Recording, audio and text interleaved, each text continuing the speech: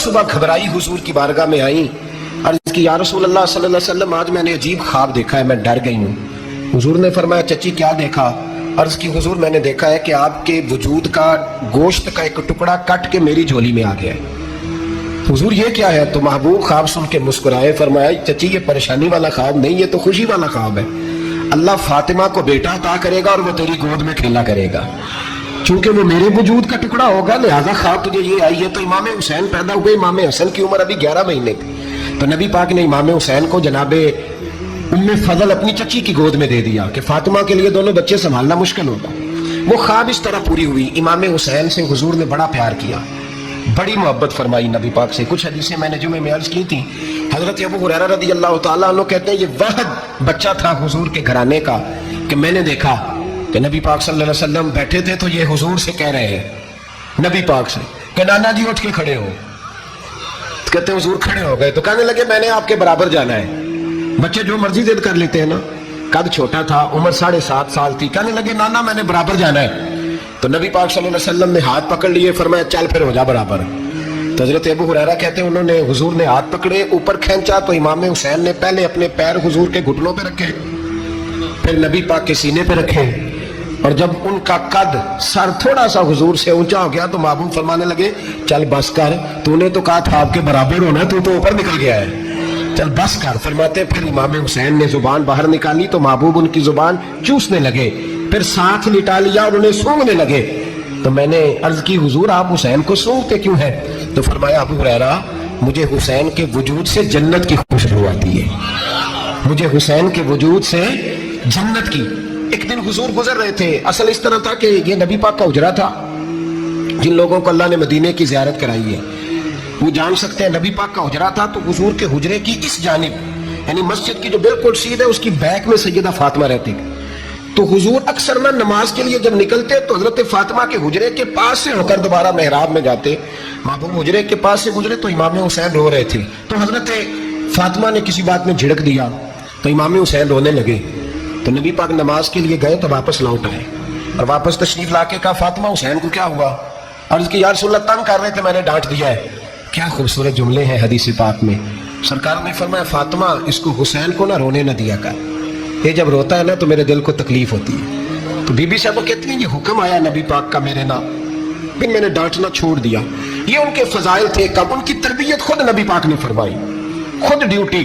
میں کسی منطق کا فلسفہ میں اب تو اللہ تعالیٰ معاف کرے، پہلے ہم لوگوں کو کہتے تھے فلانی مجلس میں نہ جانا فلانی، اب تو مصیبت بن گئی ہے، جانے کی ضرورت نہیں، ہر شے موبائل میں آ گئی ہے۔ مجھے بھیجتے ہیں کہتے ہیں حضرت صاحب یہ ذرا سننا، یہ ذرا سننا۔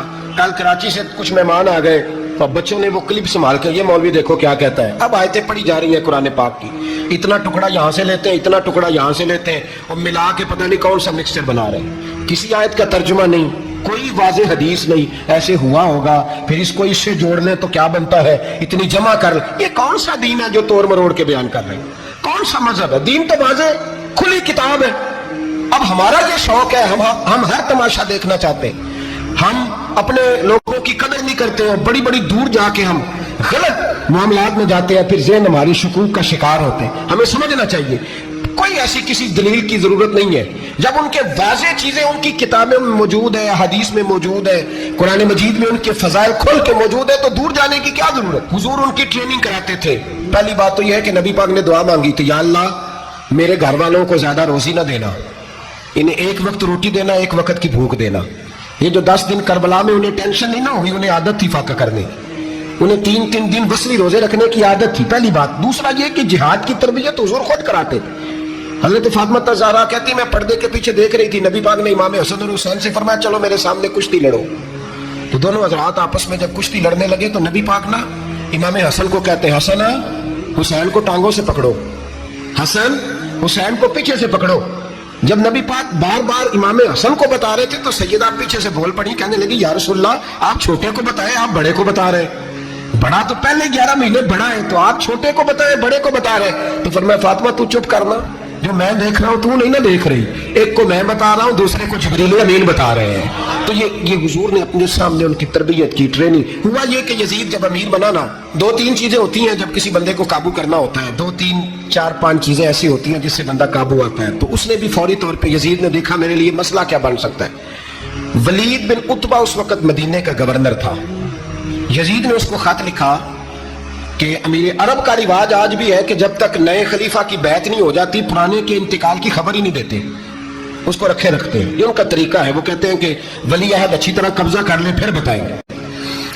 حضرت امیر معاویہ کا وصال ہو گیا، بتایا نہیں۔ یزید نے اب کیا کیا، کیونکہ بڑا چلاک آدمی تھا، بڑا شاطر تھا، بڑا تیز تھا، اس نے ولید کو خط لکھا، کہنے لگا کہ فوری طور پہ عبداللہ ابن عباس کو بلاؤ اور اسے کہو میری بیعت کریں۔ یہ جو بیعت ہوتی تھی نا، یہ بھی سن لے کیا ہوتی تھی، یہ بیعت حلف ہوتا تھا کہ میں اللہ رسول کے نام پہ حلف دیتا ہوں کہ میں یزید کی اطاعت کروں گا، میں اس کے خلاف کوئی بغاوت نہیں کروں گا۔ یہ بیعت لوگ سمجھتے ہیں کہ بس ہاتھ پکڑنے کا نام بیعت تھا، اس بیعت کا متبادل جمہوری ملکوں کے اندر ووٹ آیا ہے۔ تو کہا بیعت کریں، حضرت عبداللہ ابن عباس کو بھی بلاؤ، عبداللہ بن زبیر کو بھی بلاؤ، امام حسین کو بھی بلاؤ۔ امام حسین آدھی رات کے وقت بیٹھے تھے مسجد نبوی میں، چونکہ پانچوں نمازوں کی آپ امامت کرتے۔ امام حسین نماز پڑھا کے عشاء کی بیٹھے تھے، جناب عبداللہ بن زبیر۔ عبداللہ بن زبیر کون تھے؟ یہ نبی پاک صلی اللہ علیہ وسلم کی پھوپھی پوتے تھے اور جناب صدیق اکبر کے نواسے تھے، حضرت عبداللہ بن زبیر۔ اور جناب زبیر بن عوام عشرہ مبشرہ صحابی ہیں، ان کے بیٹے تھے، بہت زیرک آدمی تھے، یہ بھی امام حسین کے پاس بیٹھے تھے۔ عبداللہ ابن عباس بھی تھے جو حضور کے چچا کے بیٹے ہیں، اس امت کے پہلے مفسر ہیں قرآن پاک۔ یہ لوگ بیٹھے تھے تو ولید نے ایک بندہ بھیجا، اس نے آ کے کہا جناب آپ کو گورنر صاحب نے بلایا ہے۔ تو عبداللہ بن زبیر کہنے لگے حسین اس وقت بلانے کی بات سمجھ میں نہیں آئی۔ تو امام حسین بڑے بصیرت والے تھے، اللہ نے بصیرت دی تھی، کہنے لگے عبداللہ آپ کو سمجھ نہیں آئی، مجھے سمجھ آ گئی ہے، امیر معاویہ وصال کر گئے اور یہ ہمیں جو بلایا گیا ہے نا، یہ یزید کی بیعت کے لیے بلایا گیا ہے۔ تو کہا پھر آپ آدھی رات کو نہ جائیں، آپ کے لیے خطرہ ہوگا۔ تو امام حسین فرمانے لگے خطرہ حسین کو نہیں ہوتا۔ نہیں کہا پھر بھی آپ مہربانی کریں ذرا احتیاط سے جائیں۔ تو جناب عبداللہ ابن زبیر نے، عبداللہ ابن عباس نے 14 بندے نیزے دے کے، تلواریں دے کے امام حسین کے ساتھ بھیجے اور کہا کہ امام حسین اگر اس نے کوئی غلط ملت بات کی نا، زبردستی بیعت کرنے کا کہا، تو آپ بس کوئی ایک بات اونچی آواز میں کر دینا، یہ سپاہی پیچھے آ جائیں گے۔ امام حسین ان 14 بندوں کو لے کے گورنر ہاؤس پہنچ گئے۔ جب آپ وہاں پہنچے اس نے بتایا، اس نے کہا جی حضرت امیر معاویہ انتقال کر گئے اور آپ نے یزید کی بیعت کرنی ہے۔ تو امام حسین فرمانے لگے میں چھپ کے بیعت نہیں کروں گا، مجمع لگاؤ، جمعے والے دن اعلان کرو، جو طریقہ ہے حضرت ابوبکر صدیق کا، جو طریقہ ہے حضرت عمر فاروق کا، جو انداز حضرت عثمان غنی کا ہے، جو مولا علی کا ہے، سر عام اعلان کرو، اگر ساری دنیا یزید کی بیعت کرے گی تو میں بھی تیار ہوں۔ تم مجھ سے بیعت لے کے پھر لوگوں کو بتانا چاہتے ہو کہ حسین بیعت ہو کر رہے ہیں تو تم کیوں نہیں کر رہے؟ میں عام آدمی نہیں ہوں، لہذا چھپ کے بیعت نہیں کرتا۔ جب یہ بات کی نا تو ولید بڑا نرم دل تھا اور امام حسین کی شان کو جانتا تھا، وہ جانتا تھا یہ نبی پاک کا خاندان ہے۔ اس نے کہا جی مجھے تو حکم تھا، باقی آپ حضور کے نواسے ہیں، میں کر کچھ۔ وہاں ایک بڑا بدبخت شخص بیٹھا تھا، عبد الملک بن مروان، وہ ولید سے کہنے لگا کہ اگر حسین آج تمہارے ہاتھ سے نکل گئے تو تمہارے لیے بہت بڑا مسئلہ کھڑا ہوگا، انہیں جانے نہ دینا، یا بیعت کراؤ یا ان سے کہو جنگ کے لیے تیار ہو۔ تو امام حسین رضی اللہ تعالیٰ عنہ کے کانوں میں آواز گئی تو فرمانے لگے ابن مرجانہ، اگر تیرے اندر ضرورت ہے تو آ سامنے حسین کے، اس کے کانوں میں باتیں نہ کر، کانا پھوسی نہ کر، باہر آ میدان میں، شرارت نہ کر، باہر آ، میں تمہیں ابھی بتاتا ہوں کہ حسین سے مقابلہ کرنے کا انجام کیا ہے۔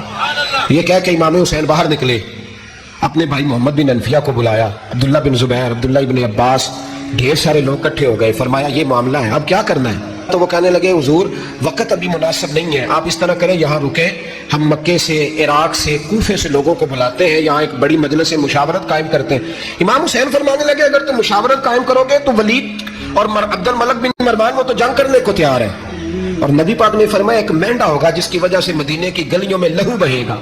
فرمانے لگے میں وہ بکرا، وہ مینڈا نہیں بننا چاہتا۔ کہا پھر آپ کیا کریں گے؟ تو امام حسین رو پڑے، فرمانے لگے میں مدینہ چھوڑ جاؤں گا لیکن مدینے کی حرمت پامال نہیں ہونے دوں گا۔ امام علی مقام آدھی رات کے وقت نکلے، سیدہ فاطمہ کا دروازہ ایک اس دن تھا جس دن حضرت مولا علی کوفے چلے گئے، اور دوبارہ آج تالا لگا جب امام حسین نکلے۔ آپ جنت البقیع کے پیچھے کھڑے ہو کے حضور کا روزہ دیکھنے لگے، اس وقت گنبد تو نہیں ہوتا تھا، روزہ دیکھنے لگے۔ نانا تیرے کرم کے خزینے کی خیر ہو، میں جا رہا ہوں تیرے مدینے کی خیر ہو۔ سارا خاندان لے گئے، مکے تشریف لے گئے، حج کے ایام قریب آنے والے تھے۔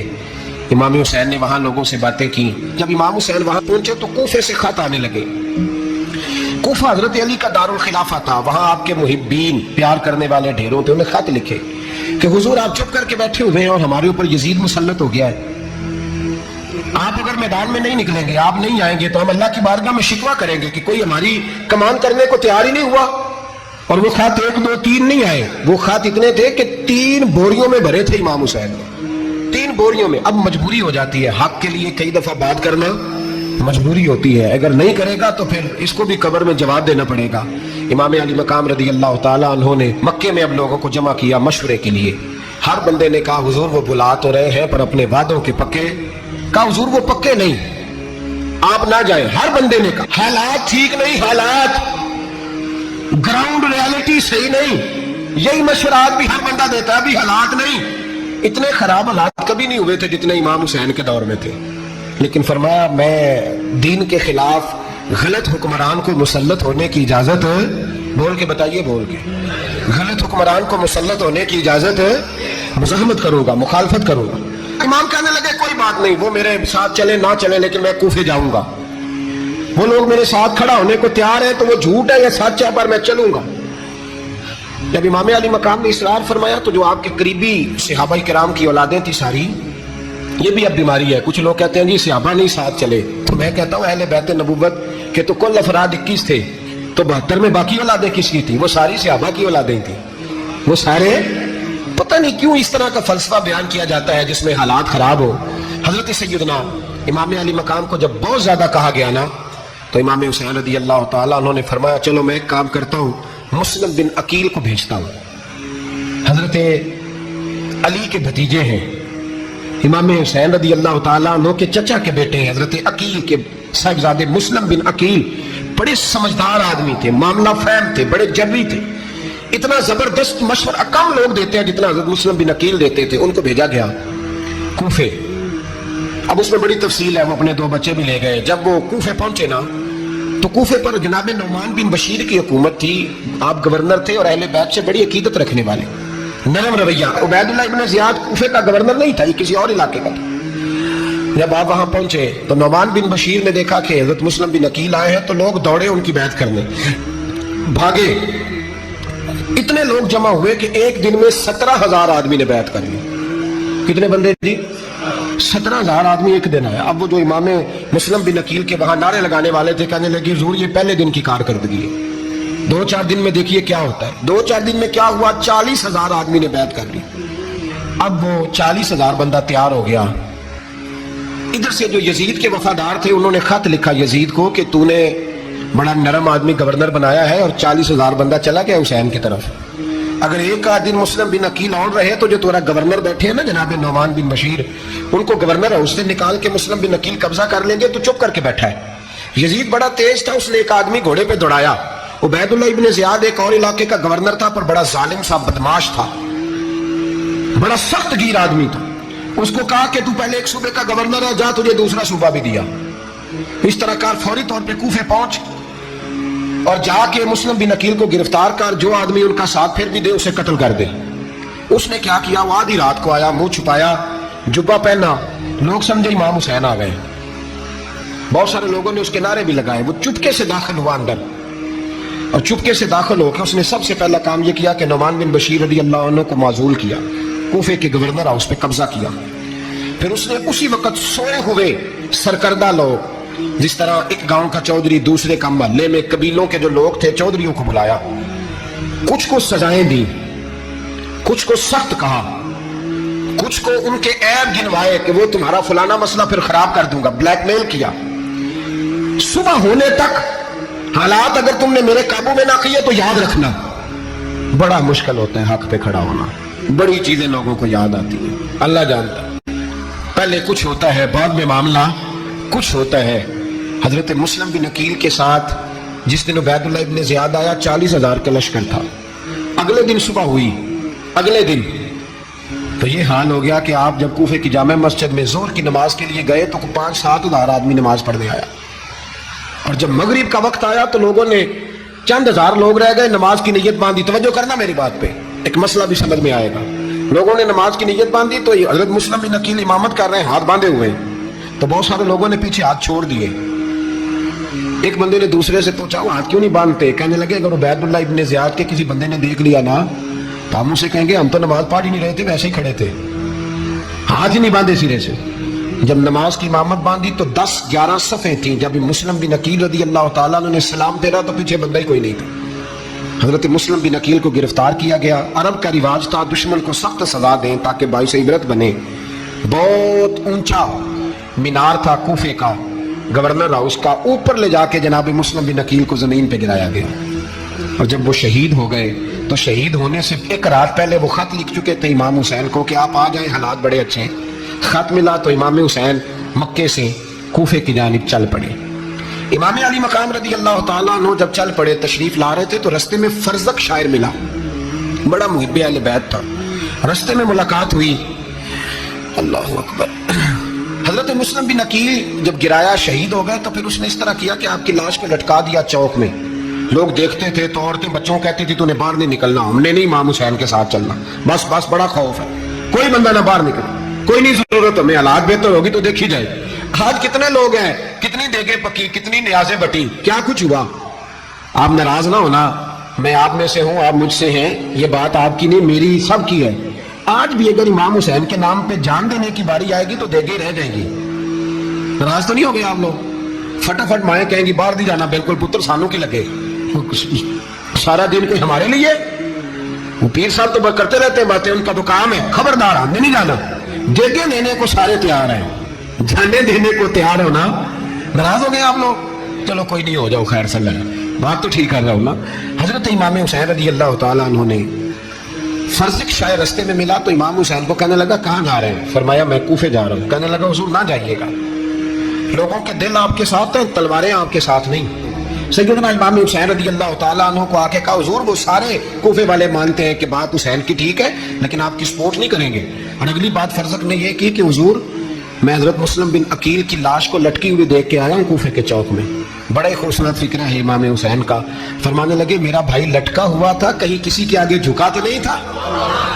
لٹکا ہی تھا نا، کہیں جھکا تو نہیں کسی کے آگے؟ کہا حضور نہیں۔ تو آپ فرمانے لگے اگر مسلم بن عقیل لٹک گیا تو حسین بھی لٹک جائے گا، لیکن جھکے گا۔ حضرت امام حسین تشریف لائے، بچوں سمیت آئے۔ حر بن یزید ایک شخص تھا، حر بن یزید ایک مختصر سا لشکر لے کے اس نے امام حسین کو ایک جگہ پہ روکا، پھر دوسری جگہ پہ روکا، بالآخر تیسری جگہ پہ روکا تو امام حسین نے فرمایا جگہ کون سی ہے؟ کہا حضور کرب و بلا۔ فرمایا بس یہی خیمے لگا دو، یہی۔ حضرت سیدہ زینب نے پوچھا امام حسین سے کہ سارے زمانے نے روکا ہے، ٹھیک ہے آپ حق پہ ہیں، یہ بھی سب نے کہا آپ حق پہ ہیں، پر روکا بھی سب نے، آپ رکے کیوں نہیں؟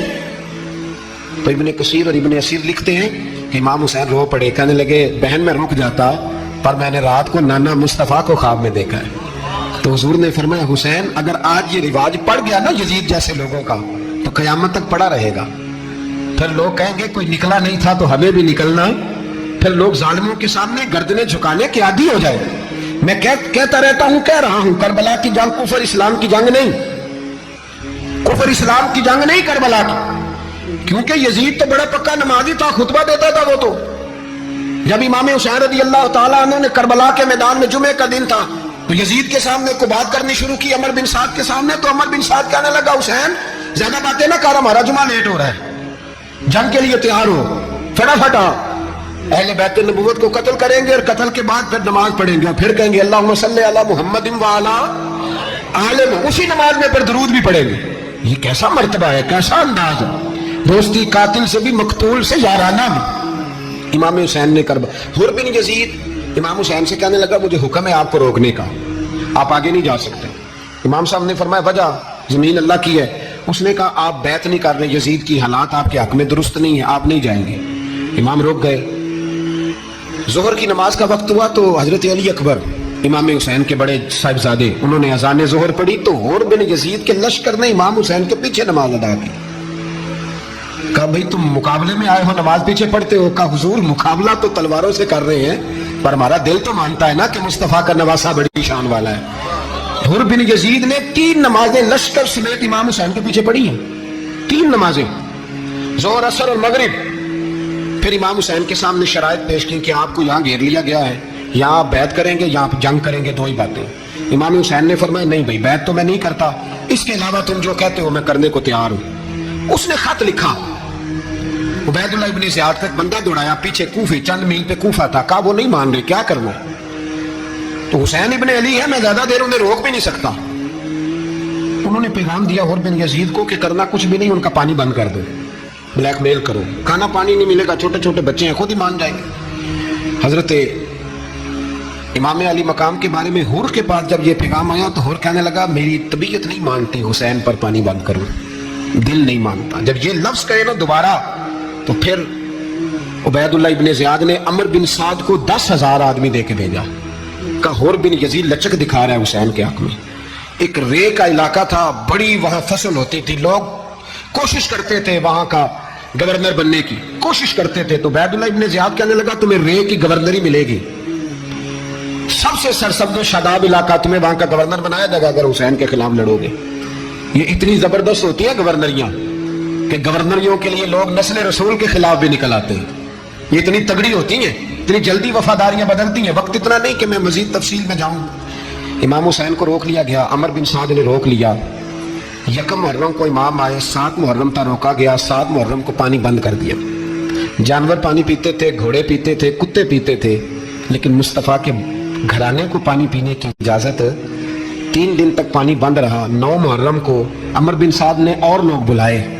شمر ایک بڑا سخت آدمی تھا، سنگ دل بدبخت، جس نے حضرت علی اصغر کے گلے پر تیر مارا تھا، وہ اور لشکر لے کے آیا۔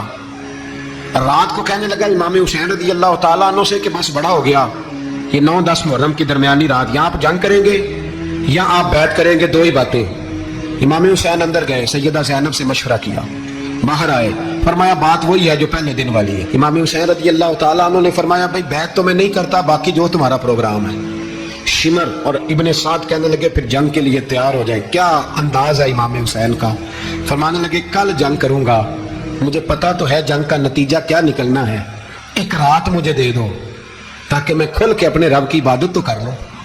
حسین نے جانا ہے، مجھے پتا ہے کل رزلٹ 72 اور 22,000 کا کیا، ایک رات مجھے دو، میں مالک سے راز نیاز تو کروں، میں گویا اس سے پوچھوں تو صحیح کہ مالک میرے والد بھی شہید ہیں، بھائی بھی شہید ہیں، نانا کو بھی دکھوں میں دیکھا ہے، تو اب میری باری ہے تو مالک میں حاضر ہوں، مجھے موقع تو دو، اس لیے کہ میرے نانا نے بدر میں بھی ساری رات عبادت کی تھی، صبح مجھے موقع دو۔ اور دنیا کا اصول ہے جب کوئی موقع مانگتا ہے تو دیا جاتا ہے۔ یہ دونوں کہنے لگے کوئی موقع نہیں۔ حر بن یزید پیچھے سے بولا، کہنے لگا نہیں بدتمیزی نہ کرو، حسین کو موقع دو، تمہیں دینا پڑے گا۔ موقع دیا۔ حر بن یزید نے پھر منت کی، کہا حضور آپ مہربانی کرے مان جائیں۔ فرمایا ماننے والا کھاتا کوئی نہیں، یہ بڑا مشکل کام ہے بھائی، ضمیر کا سودا اب تو عام ہو گیا، بازار لگتے ہیں، ریٹ لگتے ہیں، اپنی اپنی چاہتوں پہ لوگوں نے اپنے اپنے انداز سجائے ہوئے، کوئی آدمی بس اچھے طریقے سے نام لے لے تو بس ہم اس کے پیچھے چل جاتے ہیں، اب تو عام ہو گیا یہ معاملہ۔ امام حسین نے فرمایا ہو ہی نہیں سکتا، ممکن ہی نہیں ہے۔ ساری رات عبادت میں گزری، ریاضت میں گزری، تہجد کا وقت ہوا تو گھر والوں کو بلایا، فرمایا دیکھنا تمہاری سی کی آواز نہ باہر آئے، خبردار سی کی آواز نہ۔ اور امام زین العابدین سے فرمایا تو بیمار ہے، تو جہاد نہیں کرے گا، لیکن خیال رکھنا پیچھے۔ اور بڑی قیمتی بات بتا رہا ہوں، ہماری بیویاں کسی کے گھر میت ہو جائے تو 4 دن بخار نہیں اترتا۔ امام علی مقام نے سیدہ زینب سے فرمایا تو بڑی ہے، میری بہن ہے، پیچھے سارے بچے ہیں، جوان ہیں، ان کے حوصلے تیری ذمہ داری ہے۔ صبح جنگ کا طبل بجنے لگا، فجر کی نماز پڑھی، سورج چڑھا، 10 محرم کا دن، جمعے کا وقت، جناب سیدنا امام حسین رضی اللہ تعالیٰ عنہ نے ریت پر سجدے کیے، لمبے سجدے، لمبی نماز، سورۃ الشمس کی آیات دوسری رکعت میں پڑھی تو سارا کربلا گونجنے لگا۔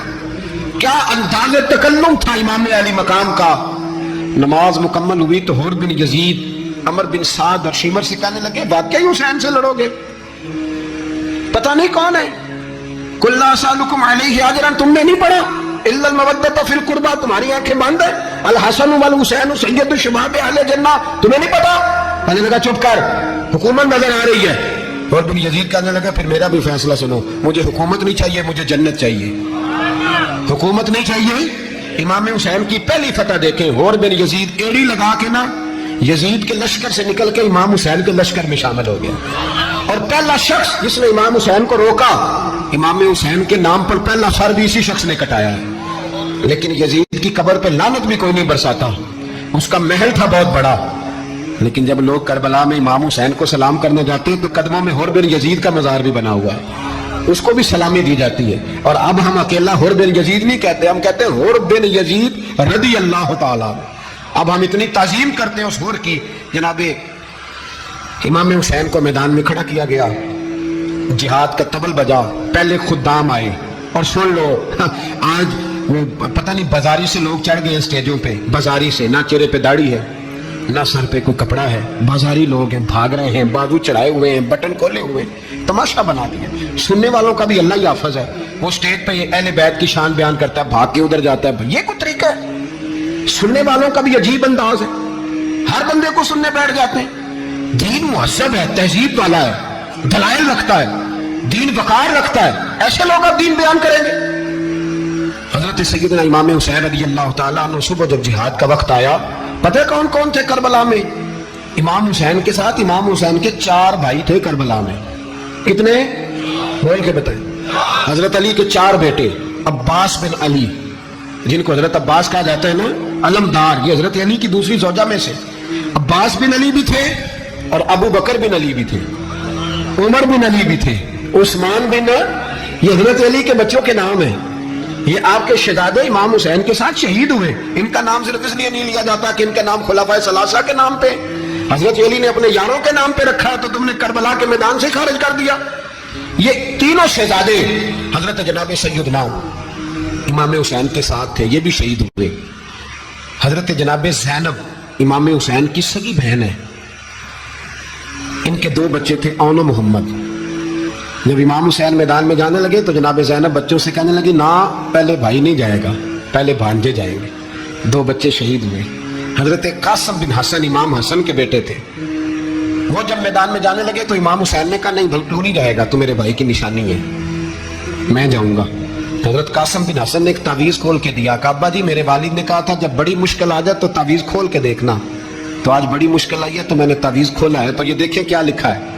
یہ تو رکا ہے, تعویذ ہے ہی نہیں. جب کھول کے دیکھا تو اس پہ لکھا تھا, قاسم اگر حسین پہ کوئی کڑا وقت آ جائے تو بیٹھ کے آگے آگے رہنا, اگر کڑا وقت میرے بھائی پہ کبھی آ جائے نا, دیکھنا اس کے آگے آگے چلنا, اسے حسن کی کمی نہ محسوس ہو. پائیاں جہاں ساک نہیں کوئی جے وچ خار نہ ہوئے. سیدنا امام حسین پہلی دفعہ کربلا میں اس وقت روئے جب یہ رکا, آپ نے دیکھا تو فرمایا ٹھیک ہے, اگر حسن کی یہ وصیت ہے تو میں نے زندگی میں اگر ان کی ہر بات مانی ہے, اب بھی مانوں گا, تمہیں اجازت ہے. جناب قاسم بن حسن 16 سال کا جوان جب میدان میں نکلے تو ہائے ہائے پتہ نہیں کہاں سے آ گئی ہے. امام قاسم بن حسن جب میدان میں نکلے تو تبری سے لے کر علامہ ابو الاسناد صاحب سب کو پڑھ کے تو دیکھو, 3 دن کی پیاس ہے, شدید آزمائش ہے, دکھ ہے, تکلیفیں ہیں, پھر بھی پہلی دفعہ جب میدان میں گئے ہیں واپس آئے ہیں, 19 لوگوں کو قتل کر کے واپس آئے. سناؤ قصہ خیبر کو, تمامی اپنے بچوں کو. علی کی داستان سن کے دلوں سے ڈر نکلتا ہے, علی کی داستان سن کے دلوں سے, یہ جو بچے ڈر رہے ہیں نا, وہ چمگادڑ آ گئی, کاکروچ آ گیا, یہ خوف نکل جائے گا اگر حضرت قاسم بن حسن کی بات سنیں گے. درجنوں لوگ آپ نے قتل کیے. ایک دفعہ آئے, کہا چاچا یزید کا لشکر تو بڑا بزدل ہے, اگر چند قطرے پانی میرے حلق سے گزرے تو میں سارے کاٹ کے لے آؤں گا آپ کے پاس, چند قطرے. لیکن تھوڑی دیر گزری, عمر بن سعد کہنے لگا اکیلے اکیلے جاؤ گے تو علی کا پوتا ہے, یہ سب کو مار دے گا, کٹھے جاؤ. چاروں جانب سے تیر برسے, ایک تیر لگا آ کے گردن کے پیچھے, بس جناب سیدنا قاسم بن حسن گھوڑے سے نیچے گرے. تو جناب زینب حوصلہ کر کے آنسو سمیٹ کے کہنے لگی, میں دیکھ رہی ہوں پردے کے پیچھے سے, حسین میرے بھائی کا بیٹا گر گیا ہے, جا اسے اٹھا کے لا.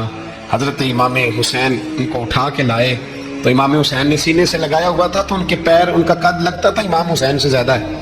اٹھا کے لایا, لٹا دیا گیا.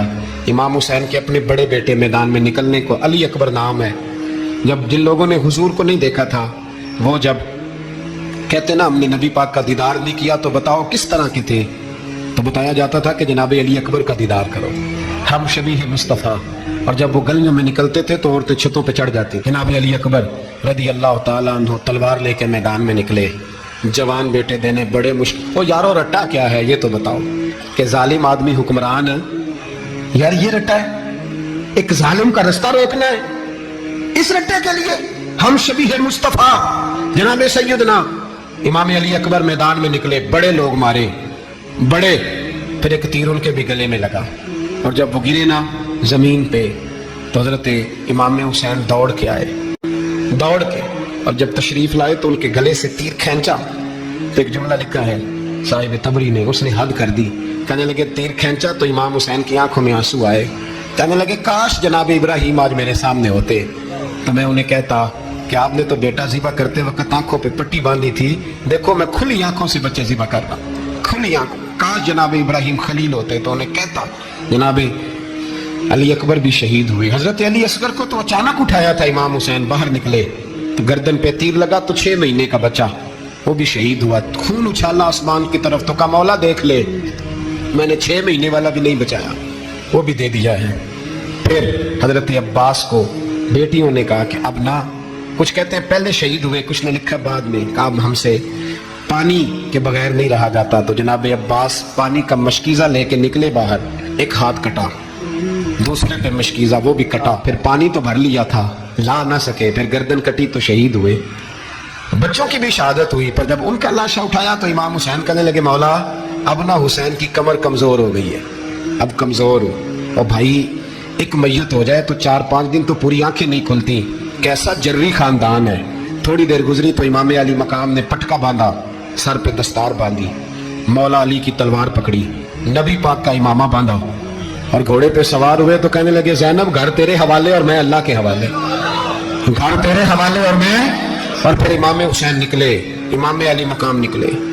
راوی کہتے ہیں کہ یہ جلوہ پہلے بھی بڑے سونے تھے پر آج جو رنگ دیکھا وہ کبھی نہیں دیکھا، کیا انداز تھا، جدھر جاتے نعرہ لگاتے تو حد ہو جاتا، اتنے لوگ امام حسین نے کاٹے، اتنے کاٹے، پھر واپس پلٹ کے آئے اور کہنے لگے زینب ذرا پردے کے پیچھے سے دیکھ تو صحیح میری بہن، ان بزدلوں کو جرت ہی نہیں ہو رہی حسین کے مقابلے میں آنے، ایک دوسرے کو دھکا دیتے، تو جا تو جا، پھر اکٹھے وار ہوئے۔